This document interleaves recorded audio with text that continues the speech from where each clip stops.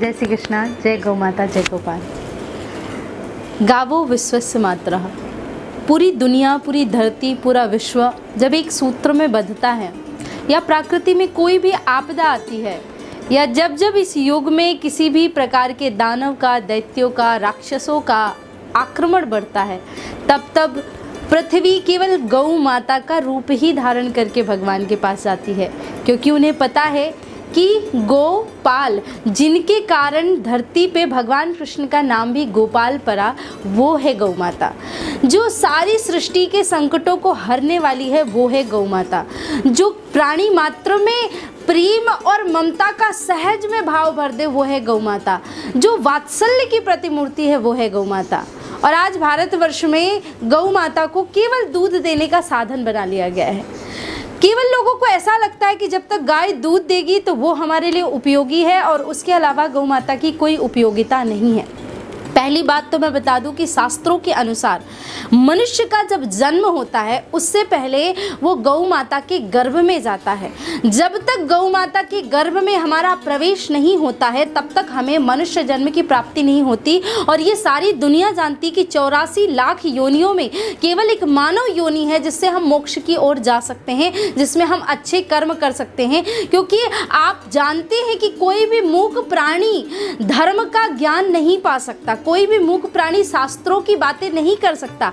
लेकिन बड़े भाग्य मानुष तन पावा क्यों कहा जाता है? क्यों कहा जाता है कि भगवान की अनंत कृपा से नदेह माध्यम सुलभम सुदुर्लभम प्लवम सुकल्पम गुरुकर्ण धारम, ये शास्त्रों में बताया गया कि मनुष्य तन उपयोगी है। लेकिन वो आया कहाँ से? गौ माता की कृपा से। इसलिए हम सभी गौ माता को माता कहते। दूध तो भैंस भी देती, दूध तो बकरी भी देती, गाय को ही माता क्यों कहा जाता है? क्योंकि उसके गर्भ से जन्म लेने के बाद ही हमें मानव तन प्राप्त होता है। हमारी माँ हमें 2 साल, 2.5 साल, 3 साल तक दूध पिलाती है, पर गौ माता जब तक हम जीवित रहते तब तक हमें दूध पिलाती है।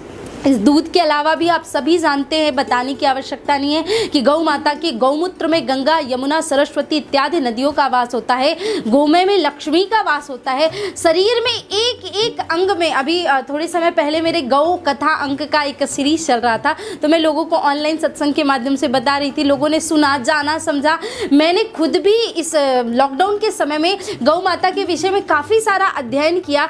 मैं एक बार अचंभा रह गई कि मेरी उसी दरमियान में बातचीत हुई विदेश में, यूरोप की बहुत सारी जगहों में केवल लोगों की एंजाइटी को दूर करने के लिए, लोगों की मानसिक स्थिति को सुधारने के लिए उनकी गौ माता को गले से लगाया जाता है, उसके शरीर से स्पर्श कराया जाता है। वो लोग जाते हैं, सहज मात्र से गौ माता को स्पर्श करते हैं, हाथ से सहलाते हैं, गले से लगाते हैं और वो कहते हैं कि हमें बहुत अच्छा फील हो रहा है, हम बहुत पहले से अच्छा फील कर रहे हैं। केवल भारत में ही लोग पाश्चात्य की सभ्यता को अपना रहे, पूरी दुनिया भारतीय सभ्यता की ओर आ रही है। और मैं बहुत बहुत स्वागत करती हूँ भैया आपका, जिन्होंने एक ऐसा विषय लिया कि हर एक घर में, हर किसान के घर में गाय हो, बिना दूध देने वाली गाय। क्योंकि भारतीय वैज्ञानिक और सांस्कृतिक हर तरीके से ये सिद्ध हो चुका है, एक गाय पूरे एक परिवार को पाल सकती है।